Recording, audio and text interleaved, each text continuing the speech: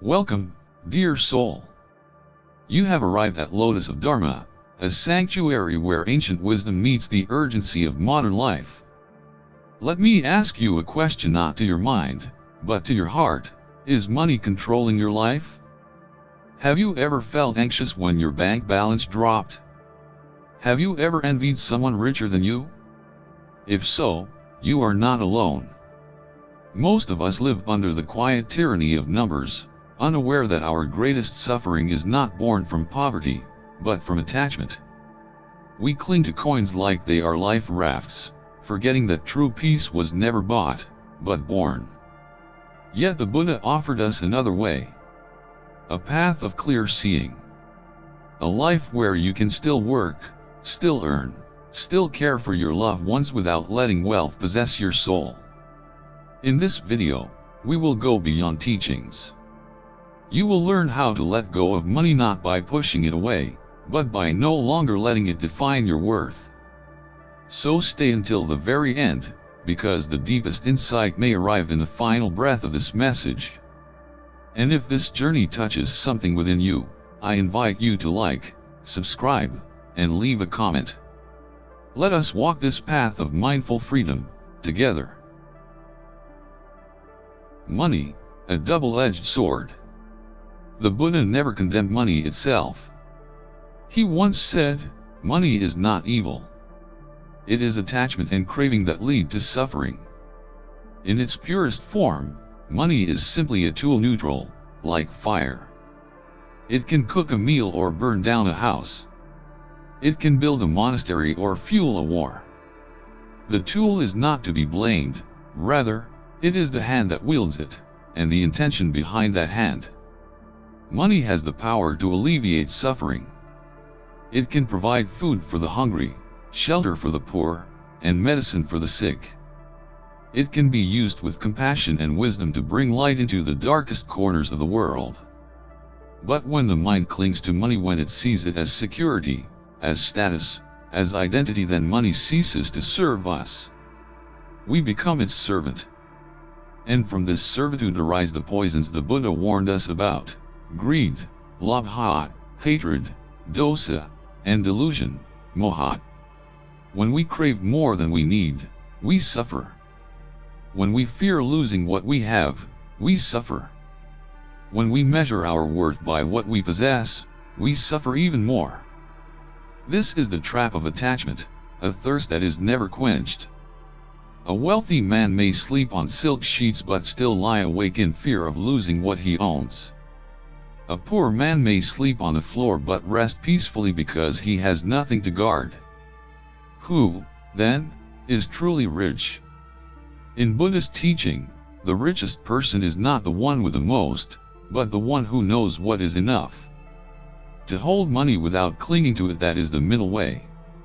To earn with integrity, to share with compassion, and to let go with grace, this is the path of a wise being. Money is a servant. A helpful one, yes, but a dangerous master. If we do not train the mind to see clearly, money can fuel the flames of ego and illusion. But if we cultivate awareness, money becomes what it was meant to be, a tool for generosity, for compassion, and for peace. A Buddhist story, the merchant who let go. There once lived a wealthy merchant named Dāna, known far and wide across the kingdoms for his immense fortune. He owned ships that crossed oceans, warehouses that brimmed with silk and spices, and servants who bowed at every command. To the world, he had everything. But in the silence of night, when the markets quieted and the gold no longer gleamed, Dāna's heart remained restless. He feared thieves. He feared illness. He feared the collapse of his empire. And above all, he feared death because he knew he could not take his wealth with him. One day, as fate would have it, Dāna encountered an old monk begging silently beneath a Bodhi tree. The monk had nothing but a robe, a bowl, and a calmness that seemed to radiate like sunlight through leaves. Moved by something he could not explain, Dāna offered the monk gold coins. But the monk gently smiled and said, I have no use for gold. I carry only what I need to walk in peace." Intrigued, the merchant sat down beside him. He asked, "How can you live with nothing and still smile?" The monk replied, "Because I have let go of what you still carry. And what you carry carries you." Those words pierced Dhanapala's heart more sharply than any blade. For the first time, he saw the weight he had been dragging: his titles, his treasures, his endless need to possess more. In the days that followed, Dhanapala began to withdraw. He gave away his riches, step by step, first to his workers, then to the poor, and finally, to strangers he would never meet. He walked away from his empire not out of despair, but out of awakening. He took refuge in the monastic path. Years later, people no longer remembered him as the merchant prince, but as Venerable Dāna, an elder monk whose presence alone brought peace. When asked why he renounced such fortune, he would answer with a gentle smile, "Because peace was never in the palace. It was in the letting go." Recognizing the clinging within.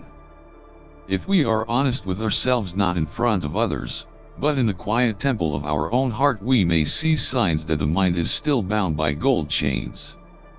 Do you worry excessively about losing what you have? Do you feel envy when others prosper more than you? Do you measure your worth by your possessions, your bank account, your status? These are not flaws to be ashamed of. They are gentle signals, reminders that the mind has not yet found rest. They are like ripples on the surface of a lake, hinting at deeper currents below. The Buddha called this the hungry mind, a mind that never feels full, never feels safe, never feels enough. It reaches and grasps and hoards, hoping that something outside can fill the emptiness within. But no amount of wealth can heal a wound of the spirit. No mansion can replace the shelter of inner peace.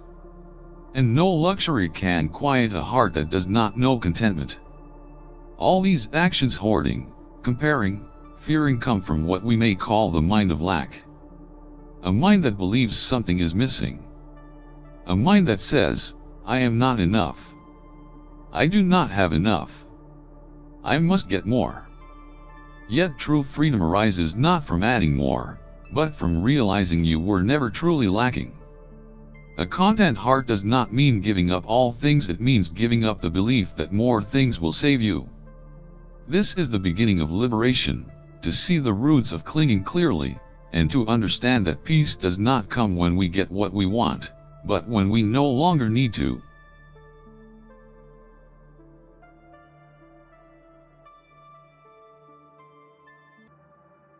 Letting go does not mean giving up, it means not being possessed. In the path of the Dharma, letting go does not mean we must renounce all worldly life, or reject every coin that comes into our hands. True letting go is not the abandonment of responsibility, it is the abandonment of inner bondage. You may still work. You may still earn a living. You may still care for your family and build a future. But the key is this: do not let money own your mind. Hold it like water in your palms, useful, necessary, but not something you clutch so tightly that it slips through your fingers or hardens your heart. The wise live in the world, but are not enslaved by it. They possess wealth, but are not possessed by wealth. They smile in abundance, and they remain calm in loss. Because their peace was never rooted in what they had, but in who they had become. The Buddha taught, the richest person is the one who is content. Not the one who owns the most land, but the one whose heart rests gently in enough. Not the one who commands armies of laborers, but the one who commands his own desires. So ask yourself, can you work hard without grasping? Can you enjoy what you have without fearing it will disappear? Can you give freely without feeling smaller? When the answer is yes, then you have understood the middle way. Letting go is not loss. It is freedom. How to practice letting go of attachment to money. Understanding the teachings is one thing. Living them is another. To truly free the heart from its bondage to money, we must not only reflect but also practice. Liberation does not arise through knowledge alone, but through daily cultivation, like a field patiently tended. Let us explore 3 essential practices on this path of mindful detachment. 1. Meditating on impermanence, anaxa. Sit in silence, and observe the breath. Watch how it comes, and how it goes. You do not hold it, and yet it sustains you. In the same way, observe how money comes and goes in your life. A job is gained, then lost. An investment rises, then falls. Possessions wear out, currencies change, markets shift. This is not failure. This is nature. Everything you own today will one day belong to someone else or to the earth itself. Even the body you inhabit is on loan. So why cling to that which is destined to pass? When we meditate on impermanence, we loosen the grip of fear. We begin to see that security is not found in accumulation, but in understanding the truth of change. Impermanence doesn't mean we must be indifferent. It means we are not surprised when change comes. We are no longer broken when something is lost, because we never claimed it would last. 2. Practicing generosity, dāna, as an antidote to greed. If greed is a poison, then generosity is the antidote. The Buddha taught that giving even a handful of rice with a pure heart can open the gates of liberation. Not because the receiver is changed, but because the giver is. When we give, we dissolve the illusion of mine. When we share, we train the mind to let go. When we offer, without expecting, we discover joy not from possessing but from liberating others and ourselves. Start small. Offer without attachment. Give not only money, but time, presence, a kind word, a listening ear. The spirit of giving is not measured in numbers, but in the freedom it brings to the heart. And remember, true giving does not make us less, it makes us lighter. 3. Contemplating the true role of money. Spend time in quiet reflection, and ask yourself, do I see money as a tool, or as a goal? Do I use it, or does it use me? Money is a means, not a meaning. It is a bridge, not a destination. If we live as though wealth is the end of the path, we may reach it only to discover that the soul is still empty. But when we remember that money is merely a vehicle to practice compassion, responsibility, and equanimity, we reclaim its rightful place. It is there to serve life, not to dominate it.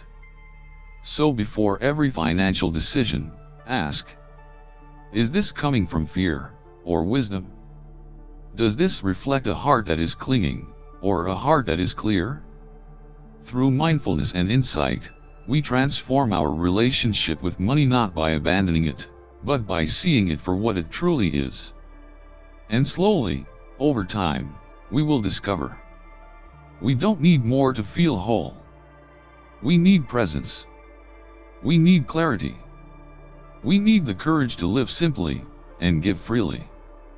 That is the wealth of a wise one. The final challenge, and the reward of letting go. Letting go of attachment to money is not a path paved with ease. It challenges the very roots of our conditioning. You may feel fear, what if I don't have enough? You may feel resistance, why should I give when others hoard? You may even feel guilt, am I abandoning my duty if I choose a simpler life? These are not signs of failure. They are part of the path. Each challenge is like a gate.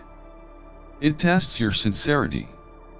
It asks, do you truly seek freedom or just a more comfortable prison? There will be moments when the mind clings tighter than ever. When the desire to control, to compete, to compare rises like a storm. In those moments, remember, even the storm passes. But the awareness that watches it, remains.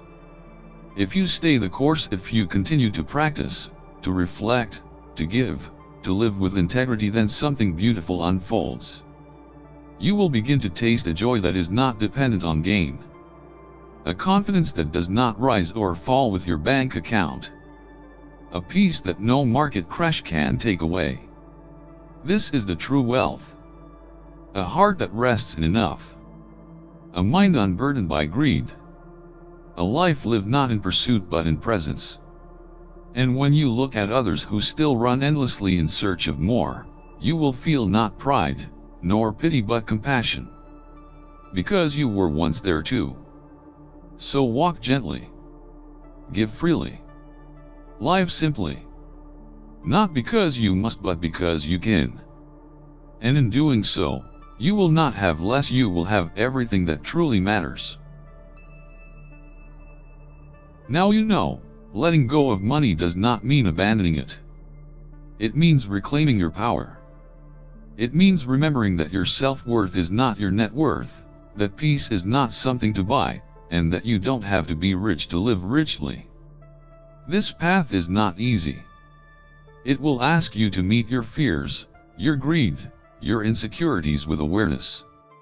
It will challenge the stories you've been told, that more is better, that having equals being. But if you walk through this fire with mindfulness, something astonishing awaits. A quiet confidence. A calm heart. A joy that does not depend on outcomes. A generosity that flows not from excess, but from inner freedom. You will become rich in the only way that matters, in presence, in purpose, in peace. So I leave you with this: are you ready to live not as a servant of money, but as its master?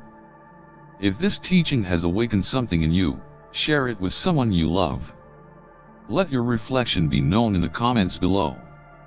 And don't forget to subscribe, so that together, we may continue to sow the seeds of awakening one truth at a time. May your path be light. May your heart be enough.